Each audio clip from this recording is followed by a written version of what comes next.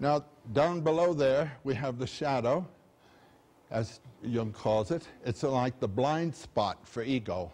That about yourself of which your ego is completely unconscious, of which it has no knowledge whatsoever. I've rendered it in a series of separate strokes. This shadow, in Jung's terminology, corresponds almost precisely to the Freudian unconscious. The Freudian unconscious is constituted of repressed experiences, repressed shocks that the infant, first the infant and then later the growing child has experienced. Jung's first interest in Freud was in Freud's theory of the mechanism of repression. What is it in the psyche that so puts these things out of sight that consciousness is completely unaware of them? And it is these shocks that have set up the slant, the posture, the structuring attitude of the individual to life. It's these that constitute the personal unconscious. The shocks that will have upset and transformed the life experience of one person will not be precisely the same as those that will have done so for another. And so the shadow is the order of what Jung calls the personal unconscious. On the other hand, the self is a function of the biology of the body.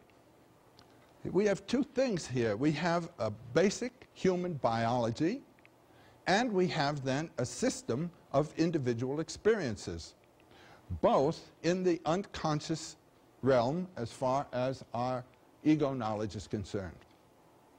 It's out of those centers, then, that dreams come, and dreams, of course, will be primarily personally oriented. They will have come from the shadow system mostly, but the shadow system rests on the deeper ground. When we come to myths, the imagery is out of the general system. And Jung speaks of two orders of dream. There'll be one order of symbols that you can interpret by personal associations, the free association technique that Freud uses. But there will be then other images in your dreams at certain critical moments in your life that you cannot interpret through personal associations. They will be strictly mythological in their character. I had a very amusing experience just only a couple of days ago. I was lecturing, and after the lecture, we were having a little party. And one of the young women, when I say young woman, I mean a woman around 40 years old, came to me and she said she'd had a dream. Well, I don't like to hear people's dreams, but she insisted. And she said this was one that meant a great deal to her, and she didn't know what it was all about. Well, I said, okay. And so she said that, first she said, what do owls mean? I said, I can't tell you what owls mean. It'll matter what the owl has done to you in your dream. But owls are associated with wisdom, principally because they're associated with Athens and Athene. Well, she said she was standing in front of a cave, and she was unwilling to go into the cave, but felt there was something important in there for her. And some owls came out with round, shining eyes. And immediately, the garment that she was wearing caught fire.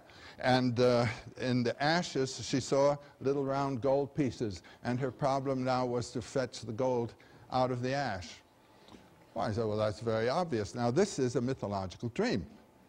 The dark cave is the abyss of the unconscious, the psyche, the ground out of which we've all come. Any messenger coming out of there is a message out from the unconscious system. Owls are associated with this because they're night flyers, so would bats be associated. And I said, here comes something out of your unconscious, a realization that has come to you, and the round, shining eyes of the owls are the energy, the light, the fire, and it ignites your garment, that is to say, your notion of yourself, your social posture, and everything else about yourself, and you have undergone a transformation of consciousness here.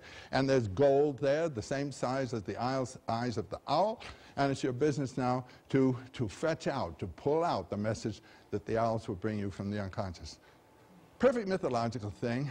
You didn't have to know the woman, anything about her life. And she said it fit, and there were a couple of people there who knew her and said that this had been a crime, and so forth and so on. So that's an example of a mythologically grounded dream with elementary ideas all the way.